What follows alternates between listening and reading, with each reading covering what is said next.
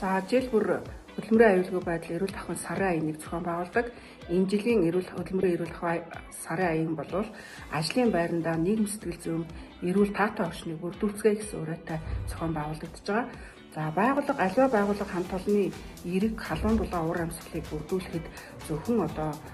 орчныг бүрдүүлээ зогсохгүйгээр тухайн байгууллагын ажилтнуудын сэтгэл зүй таатай байх, ажлын байрандаа сэтгэл ханамжтай ажиллах, ажилдаа ирэхдээ дуртай байдаг байх гэдэг асуудлууд хамгийн чухлаар тавигддаг байгаа. Тэгэхээр бид нар сэтгэл зүйн таатай уур амьсгалыг хамт олонд яаж төлөвшүүлэх вэ гэхээр нэгдүгээр байгууллага хамт олонд нөлөөлөх эргэжүүлэх сургалтуудыг бол маш ихээр зохион байгуулах ёстой. Тэгэхээр байгууллага хамт олонд нөлөөлөх энэ эргэжүүлэх хамт олонны соёл төлөвшүүлэх сургалт бол тухайн байгууллага дотроо зохион байгуулахын төдийлөн үр дүнгүй байдаг. Яагаад гэвэл заавал гаднаас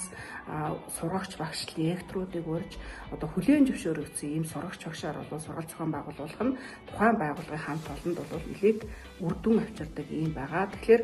энэ хамт олонны соёлын сургалтыг бол ерөнхийдөө сар тутамдаа зохион байгуулах, сургалтынхаа үр дүнг дараагийн ажлуудаа төлөвлөж тооцож оруулах, дахиад ямар сургалт зохион байгуулах байна вэ? Ямар сургалт та бүхэнд ажлын байрандаа ая тухтай байхад соёл төлөвшүүлэхэд үр дүн авчирч байна гэдэг сэтгэл ханамжийг хамт олноосоо нэлээд асуумж авдаг. Тэр асуумжин дээр дүн шинжилгээ хийж дараагийн сургалтуудын сэдвийг сонгодог гэдэг байх нь бол хамт олонны соёл төлөвшүүлэхэд нэлээд үр дүнтэй байдаг. За нөгөө талаас байгууллага хамт олонны соёл төлөвшүүлэх ажлын байрандаа ая тухтай хөдөлмөрийн эрүүл таатай орчин бүрдүүлэхэд бол тухайн байгууллага дээр зохион байгуулдаг ивент арга хэмжээнүүд тодорхой сэдвтэй, тодорхой уриандор, тодорхой нэг аян ураа хэлбэрээр ингээд хамт олноо сэтэлжүүлдэг ийм ажлууд бол тухайн цаг мөчтөө хамт олонд инээд бэлгэлдэг, бие биенээ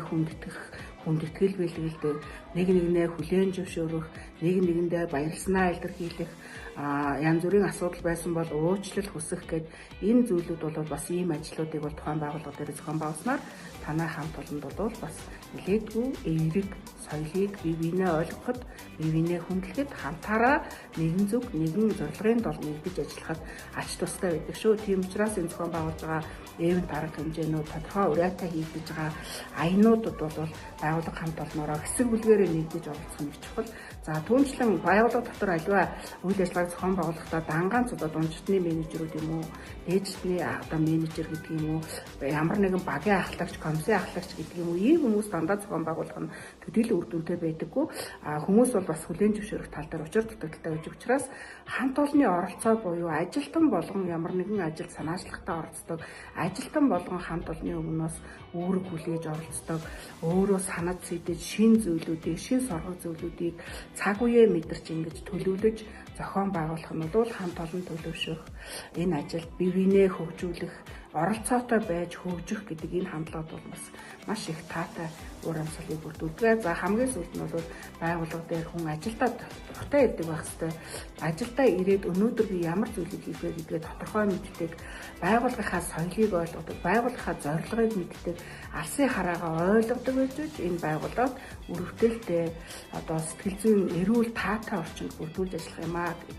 гэдэг байгаа. Тийм учраас байгууллага дээр байгаа ажилтан болгон байгууллага дээрээ бие биендээ хүндэтгэлтэй байж нийгэм сэтгэл зүй эрүүл таатай орчинд бүрдүүлэхийн төлөө хамтдаа хичээж ажиллах нь чухлаа гэдгийг дахин хэлье.